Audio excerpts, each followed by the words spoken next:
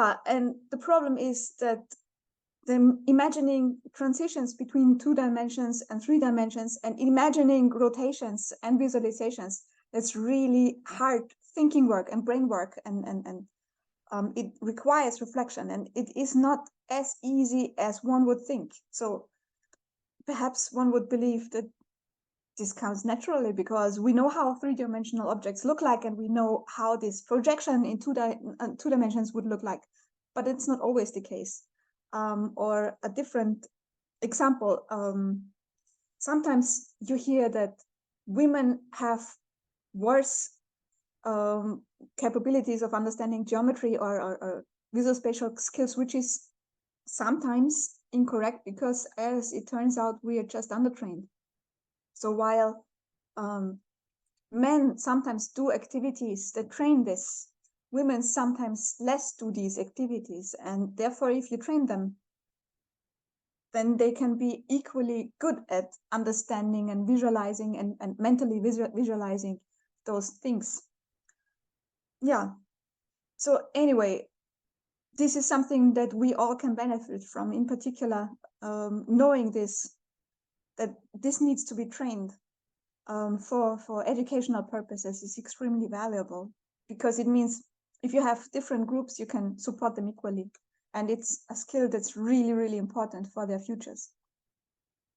Okay, I guess everybody of you knows the geometrical reasoning triangle from Duval, right? So that you have visual representations that need reasoning to be created, and that need reasoning to be constructed by tools, for example, which is something that we do today. And that you can only, in his mind, properly understand geometry by visualizing it. And back then it was two-dimensional visualization.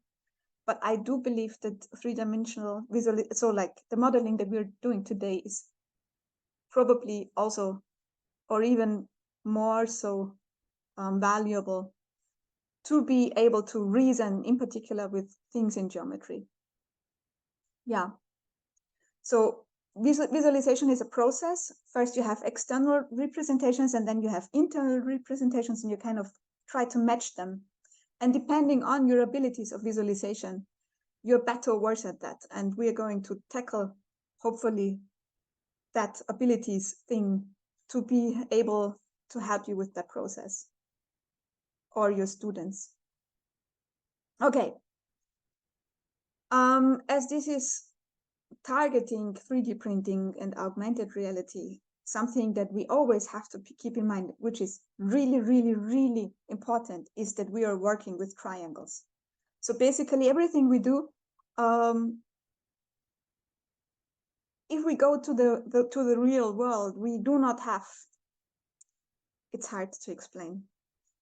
In the real world, there is no such thing as actual round things, because even if you have atoms, they are not shaped in a round manner. So they are next to each other, and there's a line between them. And basically everything in real life, you can reduce to triangles. And as you can see, large buildings also consist, basically, if they have round surfaces, out of triangles. And there's so many triangles in arts. So basically many things in human culture and human society, and in particular in arts, has triangular shapes and is based on triangles. So triangles in themselves are an extremely important concept when thinking about modeling for 3D. And please remember that nothing in real life can be an actual round shape, because broken down to the atoms, that's not really possible. So what we have is shapes that look round to us, but sometimes if you go really, really, really deep into them, they are not. And this is the biggest problem and the biggest difference between computer-aided computer assistant modeling and modeling for 3D printing in particular, and also for augmented reality. Augmented reality can, to an extent, create actual round things. But 3D printing does not work like that. 3D printing is based on triangles. So that creates a problem for us. If we have just edges and triangles and triangular shapes, so basically prisms of some sort, then that means if you scroll really, really, really deeply into them, you will at some point see that it's not really round. So it will have an edgy shape. But you have to keep in mind that these are things that you also in real life would not really see. So like my coffee cup kind of looks roundish, and that's more or less sufficient. I don't even know whether there's something rough between this is really whether this is really an absolute round shape or not. I don't even know that, but it looks pretty round to me. And this is a visualization. So what we are doing is not creating an object per se, but a visualization of the object, a model. And that model does not have to be totally round. And I'm telling you this because if you create objects and you zoom into them, which you will do probably, and you zoom out of them, keep in mind at which distance you're holding something. If you're holding a ring or having a ring, that's probably pretty round, and you're going extremely close to it, and then probably you see some edges. How often will that happen? And if you touch it, will you even feel it? So there's a limit of what people can perceive. And below that, you do not have to be more fine granular. There's no reason for that. So if you do objects, I'm telling you this because the more triangles you have, the larger will the file get that you're downloading or creating. And the larger your file is, the stronger your computer will have to be. And all these things afterwards. So if you're designing and modeling for, in particular, 3D printing, but also augmented reality, keep a safe knowledge of how far away or how close will you be and how round does it really have to be. What we use modeling for in general is tons of various things. So what we use 3D modeling for is probably, you know, the cubes, the dissection of cubes from Diego, or the game Logifaces, which we worked on, or the game Polyuniverse, which is a two-dimensional game, or some curves that my colleagues Julia did and Noah does. All of these things, we try to create things that are motivational and also are representations. So this is something that you can use it for very easily. And I will show you the possibility of creating cookies, which is super easy, which you can do with a class for sure. Now my computer is a bit frozen. Now, okay, what we use those games for is tons of things. Of course, you can show switching between dimensions and you can show combinatorics. Algebraic things, of course, you can figure out numbers, a lot of spatial geometry, in particular, distortions, scaling, symmetries, mirroring, all of those things. You can also do some visual things such as light shadow things. Problem solving skills are, of course, something that you can increase by doing some modeling. It can be very inclusive. It can foster communication skills that are verbal and non-verbal, because people have to work together if there are more of them. And this is the point where cooperation comes in. Sometimes, in particular, if it's about teachers or grown-ups, you probably do not have all the skills or all the information, all the ideas to work with this on your own. So sometimes you just have to ask somebody. And knowing what to ask, involving them, that also fosters your cooperation skills. So not only those for students. Manipulatives are a very common visualization of mathematical concepts, and they can be used both virtually and physically. And by 3D modeling, you can add more media to these manipulatives. So such as maybe you have them physically somewhere, like the cruciner rods, for example, which we see.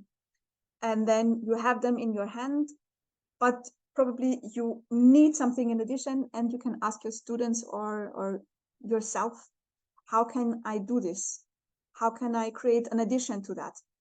And then you're creating virtual manipulatives. And if you do this modeling of manipulatives virtually, then you can get them back to physical manipulatives by augmented reality, by projecting them into 3D, or by actually 3D printing them. So you can have going back and forth between virtual and physical all the time with these things.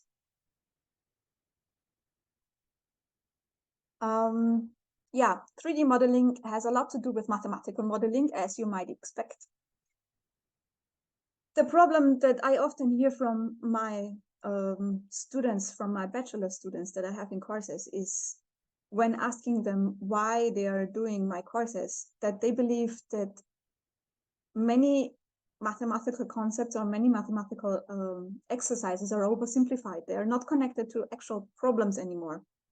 So by using 3D modeling, you can recreate things that have actual meaning to students, such as only on Tuesday, a student asked me whether she could just then ask her students for actual problems with, I don't know, creating smartphone covers or whatnot, so like real world situations, and then use mathematical modeling to create a virtual a mathematical virtual representation of that solution to their real problem.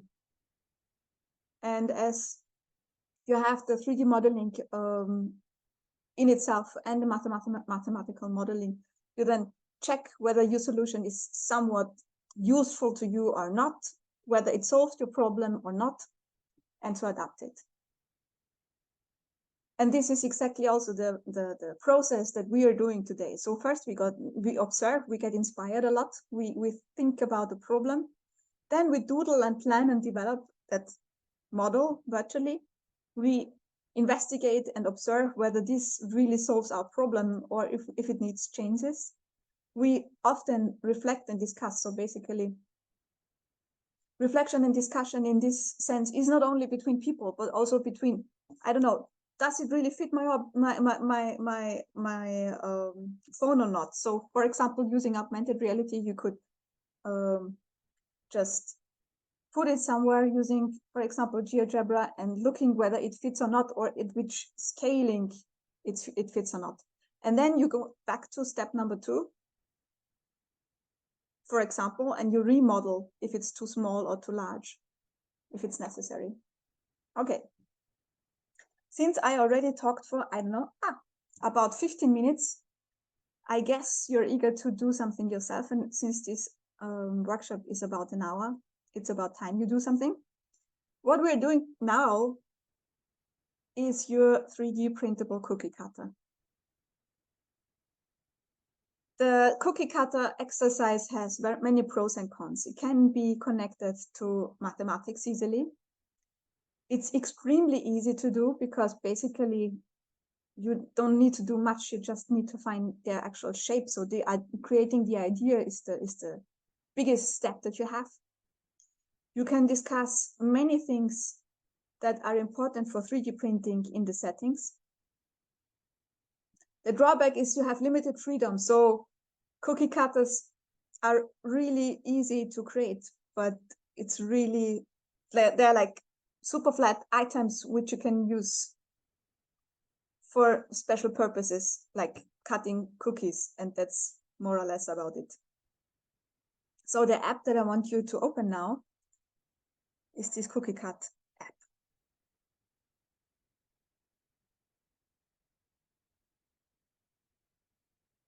So what you're seeing here is, best is if you log in already, if you have an account, like with Google, for example.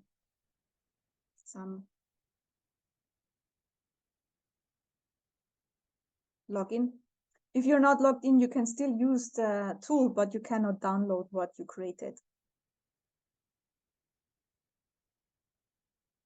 And going back to the presentation,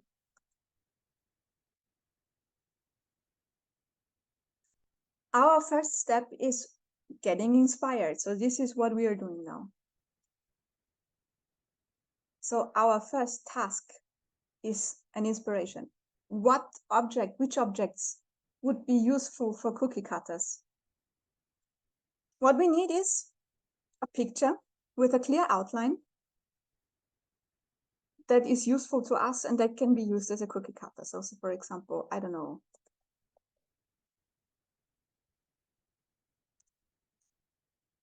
maybe we look at pictures from Halloween, because perhaps this is the next occasion when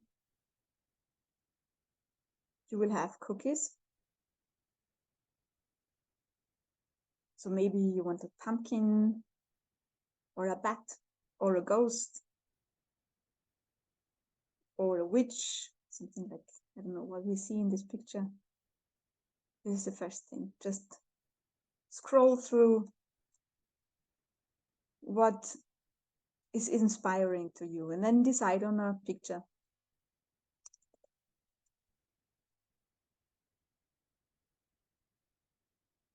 For example, a bat. So it should really have a clear outline. But here already we have to distinguish between pictures. If we make a cookie cutter that has such fine edges at the outside, like this picture here, it's going to be really hard to make a cookie from this, because the dough will probably stick in those fine things out there. And so you already have to decide at selecting your picture, is this suitable for a cookie cutter or isn't it? And there already you have your first real life problem. Can you make a cookie by this cookie cutter that has no burnt edges? Are the edges sharp enough, fine enough? Will they break? All of these things you need to consider. And if you decided then on an image, for example, I don't know, this bat. Come on. You can just drag and drop it here.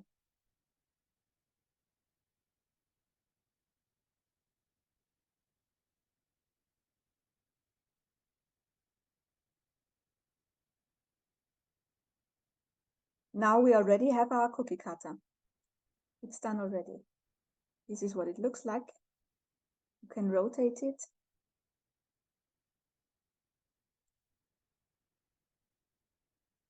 It is a bit thicker on that side and a bit thinner on that side. And here, exercise gets really interesting. Of course, depending on where you're from, you probably want millimeters or inches. But we have to make a few considerations. For example, how high does a cookie cutter really have to be? So for example, if we used it for 3D printing, because we really want this cookie cutter to put use to this cookie cutter and want it and to put it to real life, how high does it really have to be? You know, the higher an object is, the longer it takes for printing. Of course, you need more material, it takes up more resources, it takes up more time. So if we want to minimize that, who has ideas how to minimize printing time? Any ideas? Oh, somebody dropped out and got less interested when I started asking questions. Okay.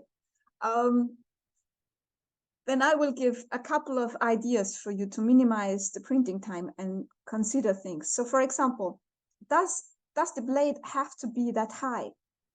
What is the height that we really need? We need to cut through dough. So what we need and how we can optimize this printing time is by reducing this blade, this cutting blade, to the height of the dough and a bit.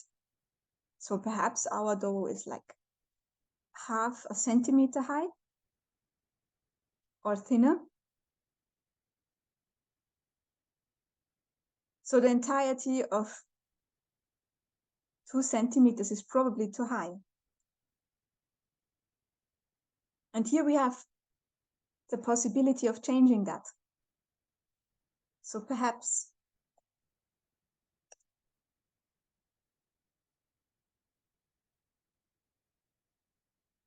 this is already high enough.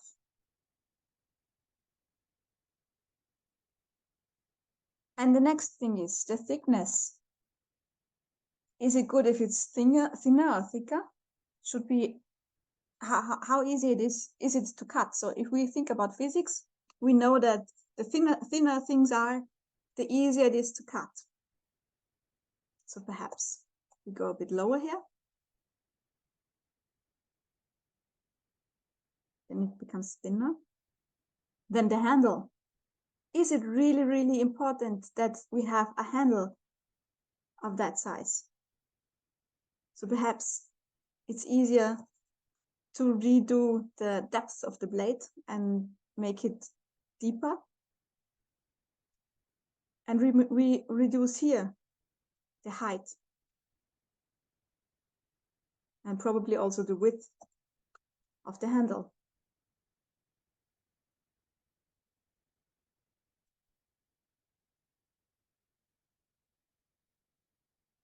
Oh, that's interesting. I didn't want 12.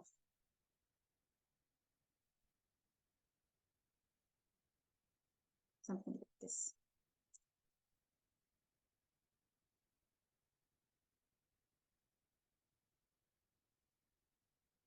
So perhaps this is then the cookie cutter that we want. And all without having to model anything, just checking attributes and thinking about attributes. And then if you're logged in, you can also download this.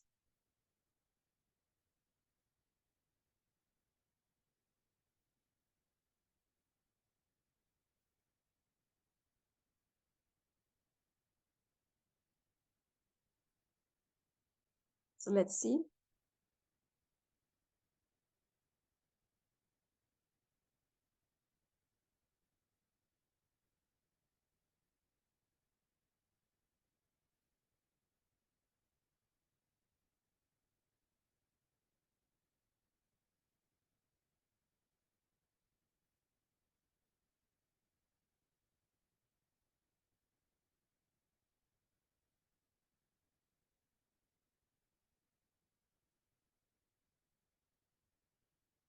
Now here we already have our cookie cutter.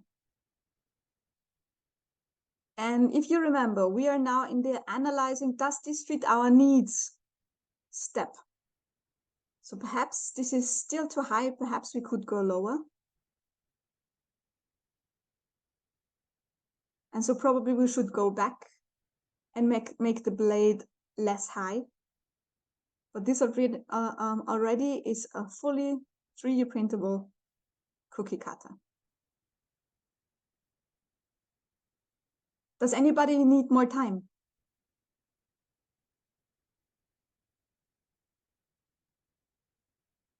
Nothing in the chat? Okay.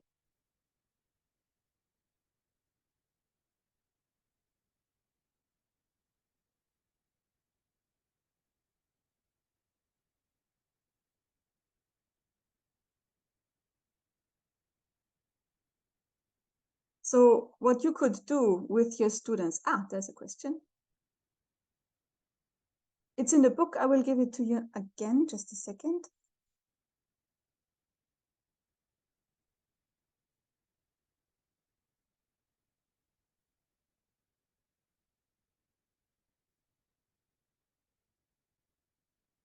Okay, you have detailed instructions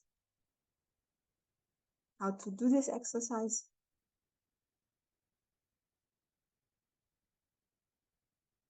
And this is the app.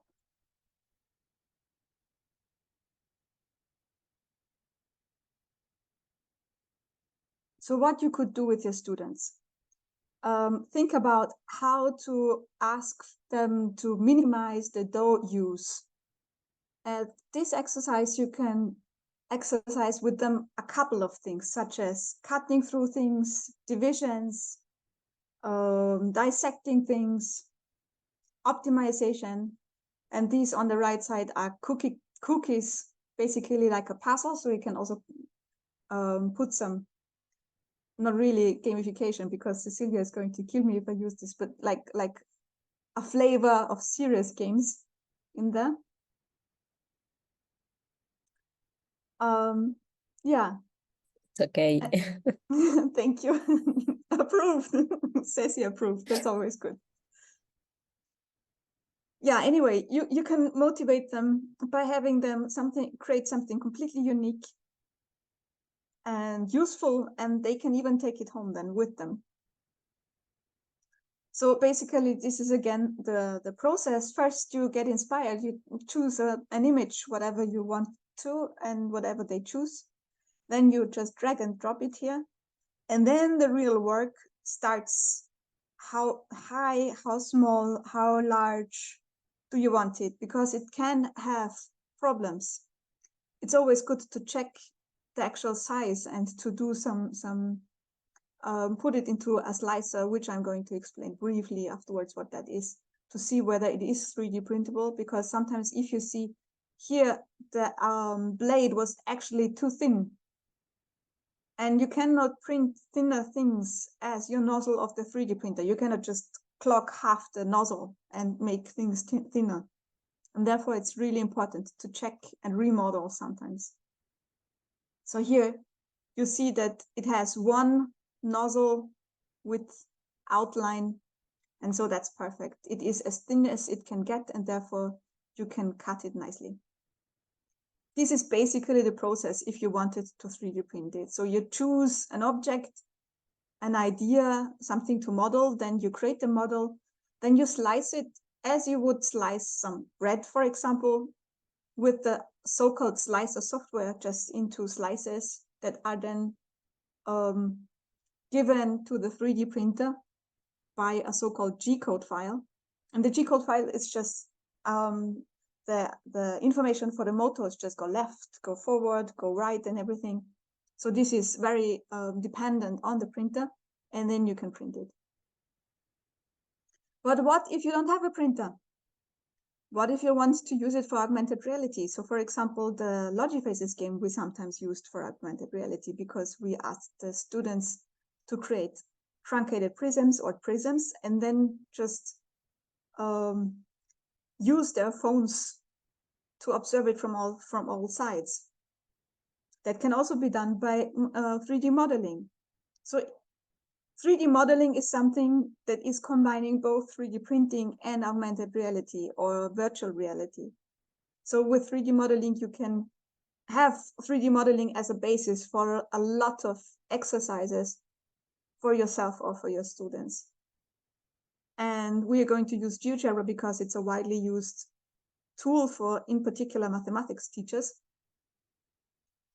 And it has the benefit that it is not hiding the mathematics behind. As we had with the previous exercise, it's not really an exercise where you would have mathematics necessary, really, apart from the additional ideas that you would have with, I don't know, asking them to minimize the dough use, for example, or asking them to make a shape that then recreates a cube or something.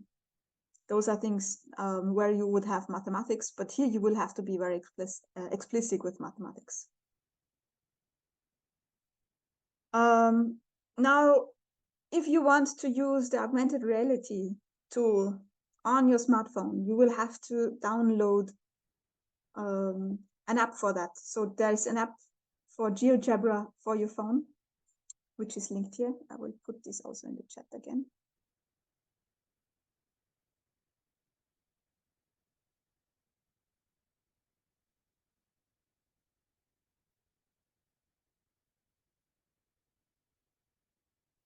This is how to use and install augmented reality on your phone, on most phones, that is. The problem is that sometimes phones get updates and the GeoGebra team then has to make the things work again. And so if it's not working on your phone, that might be, and hopefully it works on older phones more than on newer ones, but it's due to updates that the phones sometimes get. The difficulty of this exercise will be more intermediate. It's still easy, it's still feasible. It can be used with augmented reality. And it might need a bit of mathematics. So what I need you to do now is go to GeoGebra Classic.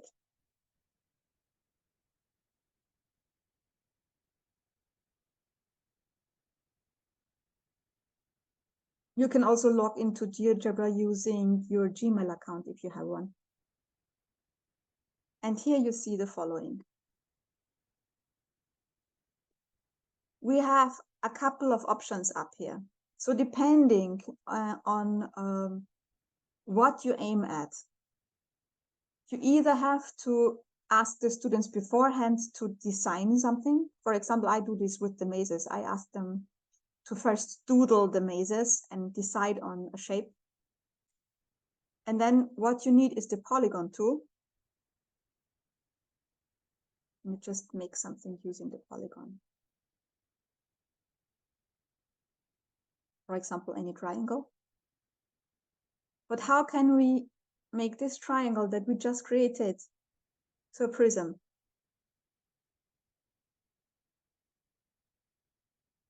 The trick to make 2D things into 3D lies in the view. So we have the 2D view now, but we need the 3D graphics. And observe the tools up above here, they change. So we get additional ones with the additional view. And here you see it's still a two-dimensional object, but we already have it in 3D. And if we select this object and select this, you can just extrude it through a prism if you want to.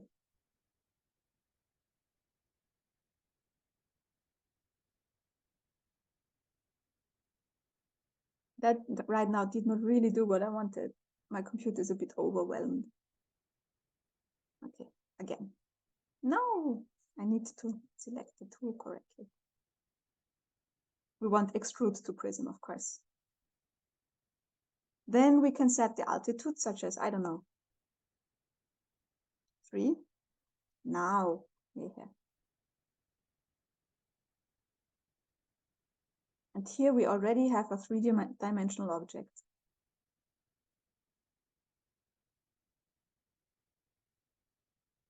So I'm going back again to the beginning, recreating this. So you see what I did.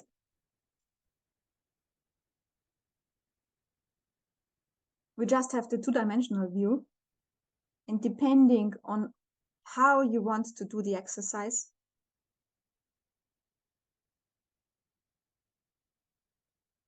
you can either, for example, create points somewhere, like, I don't know, if you want to think, have them think about a maze, then probably they have to think about thicknesses of walls, and then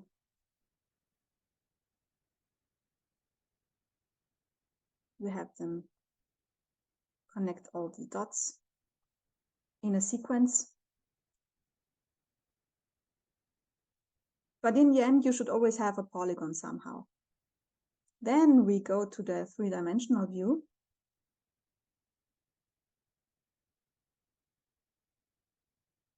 You get additional options. And what we need is either, if you want a pyramid, extrude the pyramid, or you want to extrude it to a prism. Then you just give it an altitude. And you already have your three-dimensional object.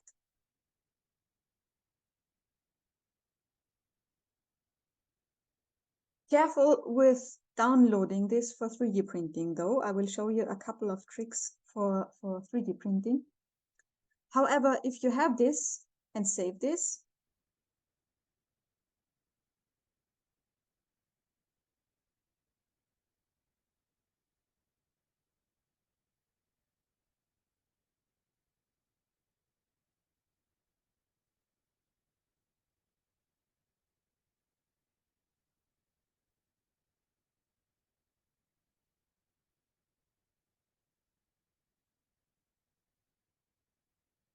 and you're logged in and you have this identifier back here, you can use your phone and select this and then display it. I put some information from Tim into the GeoGebra book that I gave you, explaining how to also use the augmented reality app to do some modeling. That's something that I'm not going to do here.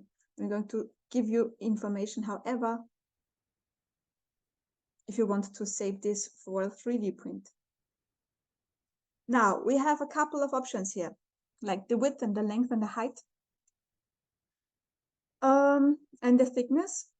The problem with all of this is, or the option that we have, GeoGebra has the unique ability to make everything that's visible 3D printable. So if you have this and you give a thickness to things, that means everything that is visible, in contrast to a field solid, where you just get the field solid and nothing else. So I'm going to show you what happens if we export this.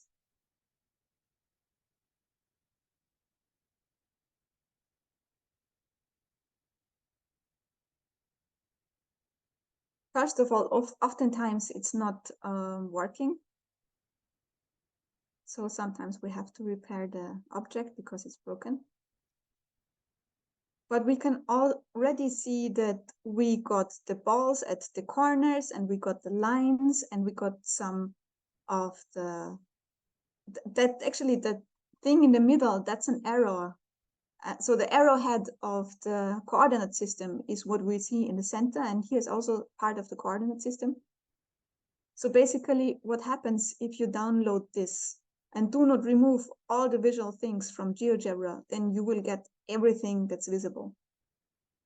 It can be an option if you, for example, want just a coordinate system, but it can be also very surprising if you download it. However, my computer's pretty busy now with repairing.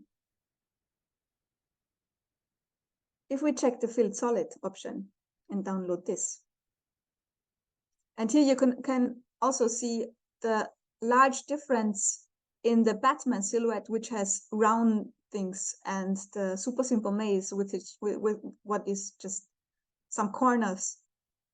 The file here is so much larger than this. So this is basically the difference.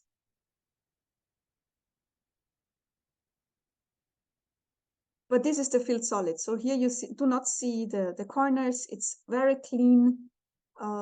It has really not many triangles. So for example, here you can, see very well that basically what we do is creating some shapes with triangles outside. So this is what happens if you do 3D modeling for augmented reality and 3D printing in particular.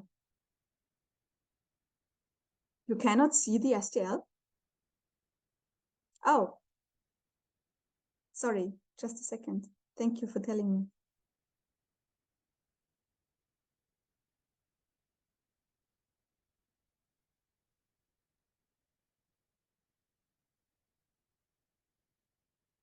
Can you see now? Okay. Yes, Eva. Thank you, thank you. Then I will show you the previous STL also, because you probably didn't see it. So this is how it looks like if you download it using GeoGebra and just choosing the settings.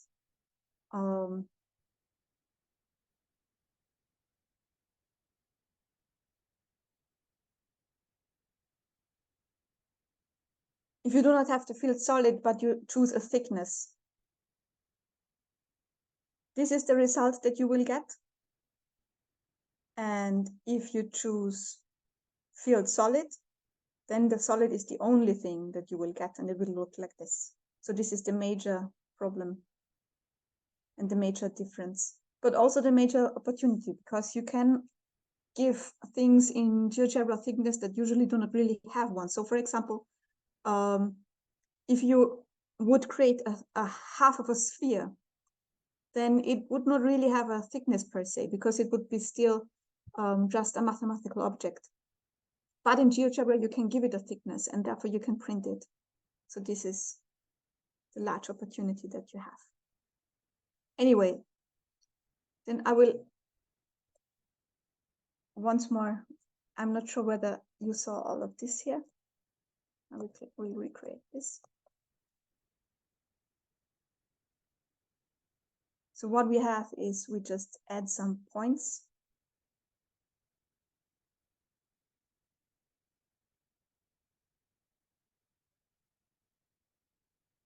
Then what we need is a polygon.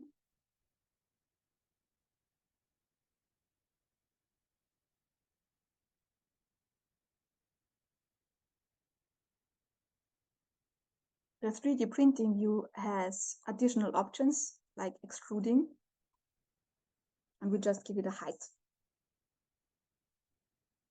And this is where we are.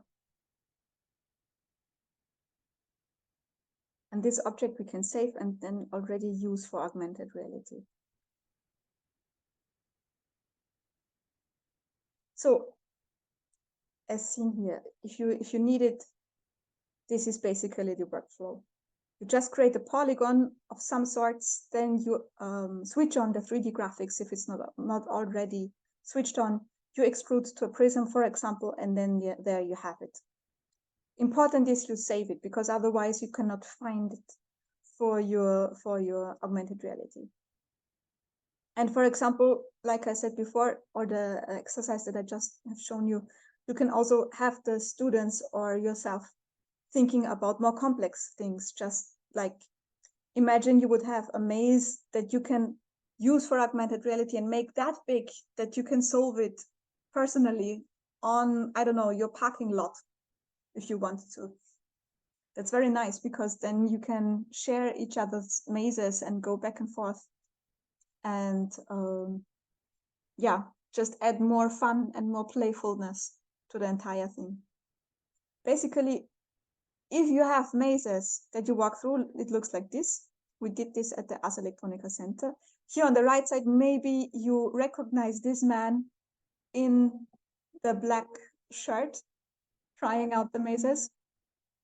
If it's many people doing mazes, it looks really fun, because from the outside, it must be very confusing.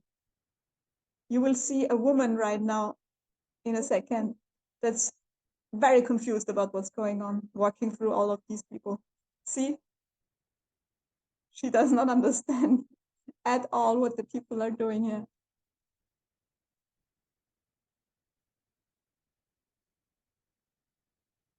So this is what you can do. Now, the third thing that I want to do with you is Tinkercad. Tinkercad is also free. It's from Autodesk, so it has a really, really, really high quality. Oops. No, scrolling is not a good idea. I will give you the link again.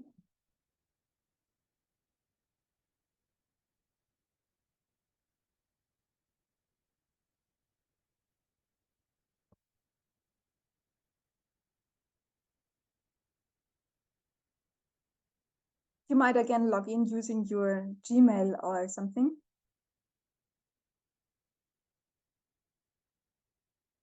Unfortunately, my browser is in German, and therefore what you are seeing is in German too. But anyway, you can probably see here there's classes and there's whatever you want to develop, and there's additional programs, learning programs. And if you go to classes, you can create a class with an example, an exercise for everybody to use. So for example, I created the class Modeling Town, and there's a link. You can add students to this, and there's a link. If you give this link to your students, they can all see what you're doing, and you can create activities in your class. So for example, we could have the activity create your dream house. And in this thing, you could create your project. And this project is then a template and visible for everybody. So how Tinkercad in general works, you have on your right side lots of forms, so simple ones or a bit different ones, or we have them by themes such as machines or electronics or whatnot, and those are already usable 3D models. But we will stay at simple forms for now. It works like you just drag and drop an object here, and then you already can use it and model with it. The great benefits that you have using Tinkercad compared to GeoGebra is Tinkercad can do Boolean operations. That's something that GeoGebra is not capable of. So what we have here, those objects, they are cutouts. So they are basically holes. Go in there. So if we have a hole here, we can group everything. You do not have to group this.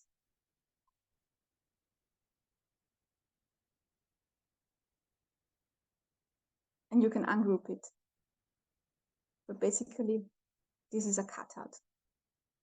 So this is how Tinkercad works. And what we have is, so you can make one exercise for everybody. There's an explanation how to use Tinkercad collaboratively also in the book. But I started a house. And so that should be the link to my Tinkercad project. So if you click on that, you should have the possibility to enter my Tinkercad project. And now this is some research that we are doing together.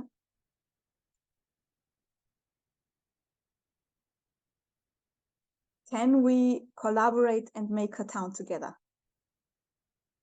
So this is a Halloween, super quick Halloween house that I did with a cutout, because here probably you can sit. But it would be cool if we could add one or two more houses or some trees or something. That's nice for Halloween.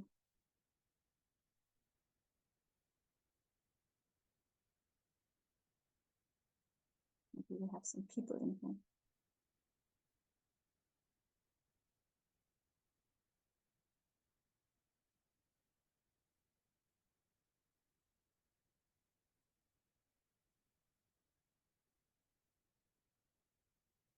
There's something appearing, so we can collaborate.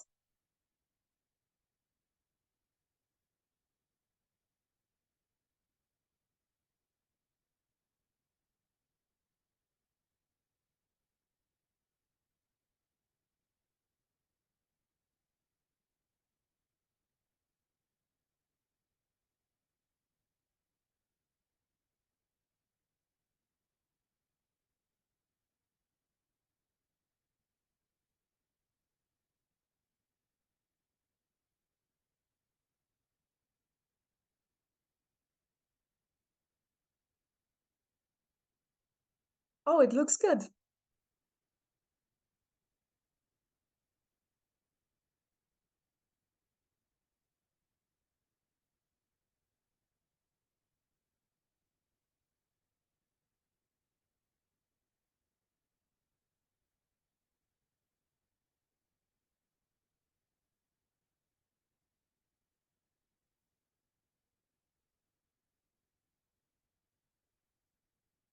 So as you can see, somebody was able to add a heart to the house. How cute is that? That's really nice. How lovely.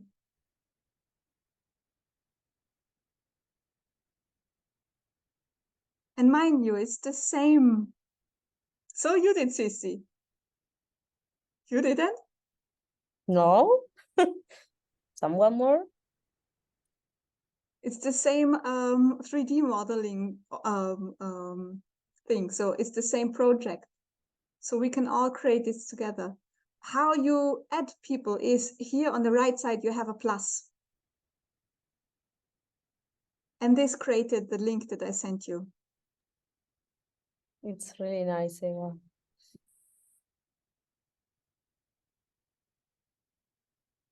So it can also be a game, having a couple of friends on an evening trying together to create a marvelous 3D model.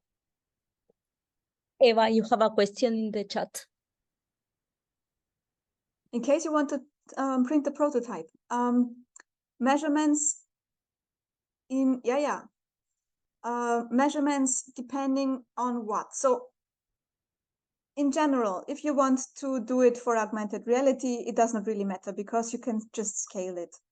If you want it for 3D printing to actually create a prototype, printed prototype, it's always a clever thing to make it as small as possible and to large as needed. Measurements.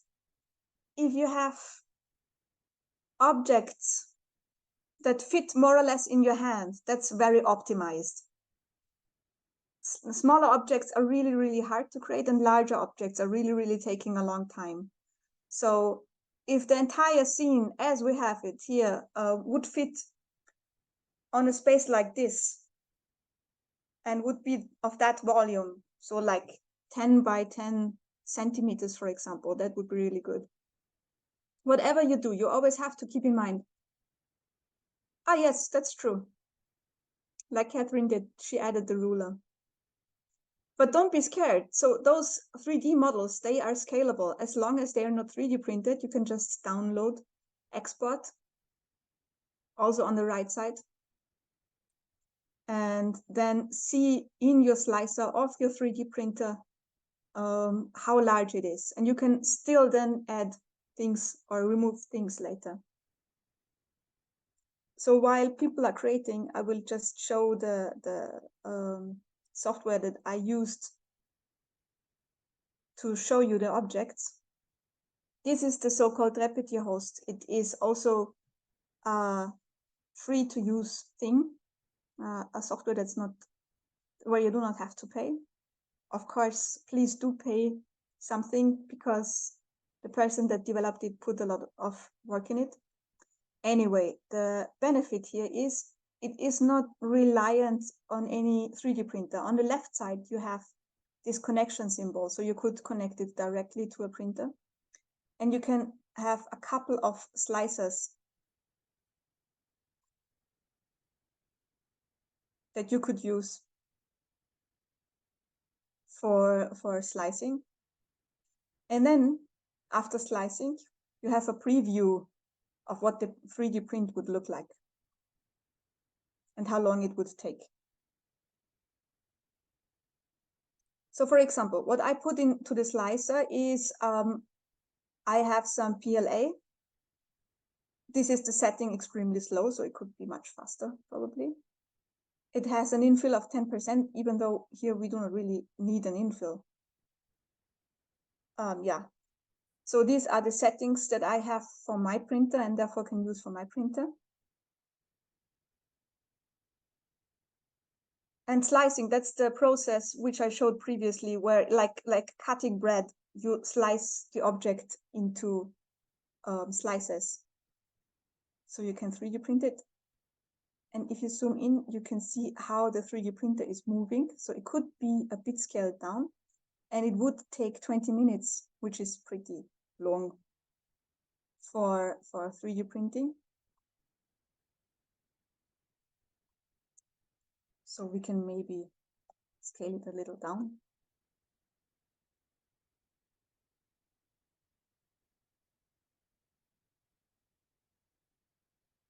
So this would be only 15 minutes. And here we only have one outline, and that would be for 3D printing.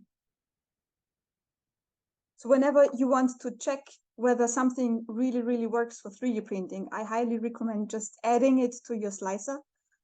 If you do not have a 3D printer and do not therefore know which slicer to take, you can always use Repetier host and just choose which printer to go to, but most slicers that you can download from printers and printer web pages are usable for that. And usually they have the possibilities to scale things such as here, or to rotate things, or to just cut them a bit, or to, if you're done then with your alterations, you can also at this slicer download STLs. So that means you can alter according to your 3D printer your model here and then download it again to save it. And the slicer is what creates the G-code, which is the motor movements for the 3D printer. So this printing preview tells you how the printing head will move. And so, for example, if we made the object much smaller, it could happen that now it's too small for the printing nozzle.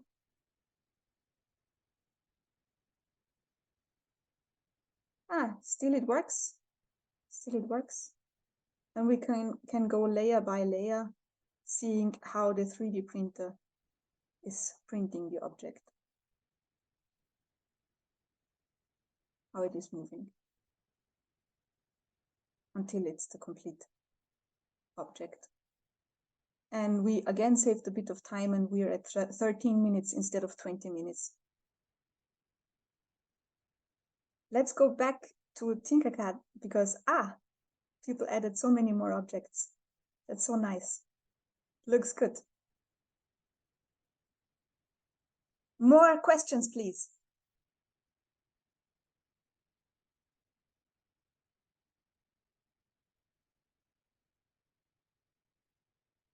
You can also just write me emails if you want to.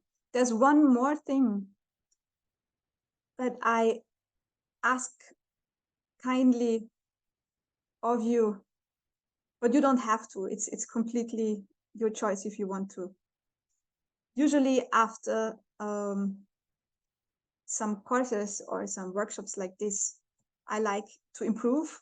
So there's the link to Repetierhost, which I just used, and there's some other links to GeoGebra 3D app or to Mesh Mixer, where you can just alter software. Yes, I did share a GeoGebra book. I will share it again if you want to. In the GeoGebra book, you find all the links that I used. It's here.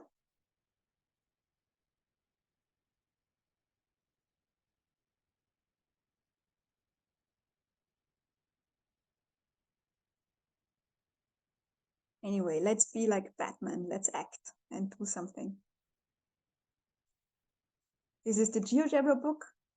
And if you would be kind enough to ask what you liked, disliked, think you learned today in this simple questionnaire, then it would be really helpful for me to improve and be more, I don't know,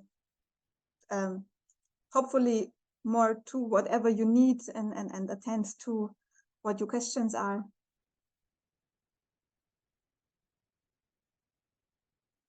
Good question. Ceci, is there a recording of the session that can be shared? Yes, we have the record, and we are preparing each record for each webinar, and then we will share by email, like the information about Zoom. Yes, and just some teasing ahead for the next yes. course that I'm doing is 3D printing. So we will use one of the objects that were created today, and I will show you only virtually, of course, unfortunately, how to turn the models that we created today into actual 3D prints and how long that takes. And I will go very deep into the slicer thing and the G-code thing and what's useful and what's not so useful with 3D printing, and go through a couple of slicer softwares where you can see. Oh, sure. Didn't I? Why did I post the questions then? Did I just post them to you only, Ceci? Sorry? Catherine is asking for the questions. And Probably I just posted them, I but post the only to link to you. the question. Oh, Silly me. but I can add all the I can add all the links in the same email that I will send the link for the record. It's okay. Great. Well, interesting and fun for the students is a question of what you let them do, I think. Yes, I will do that next week. Yes. I will send you everything. And also I will send you the information for the next webinar next Friday that is about gamification. Yes. And then you will learn the proper things about gamification and not those lousy definitions okay. that I gave today. It was perfect. Here's some games. Okay, Paola from Chile. Oh, Chile. Great. Oh, nice. Thank you for attending. Yes. It was a great pleasure to be allowed to show this to you. Exactly.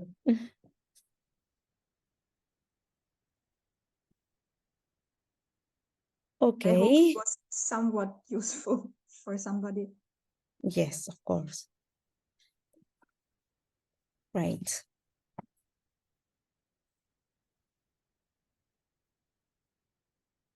Okay, thank you very much, Eva, for your amazing webinar. It was really interesting.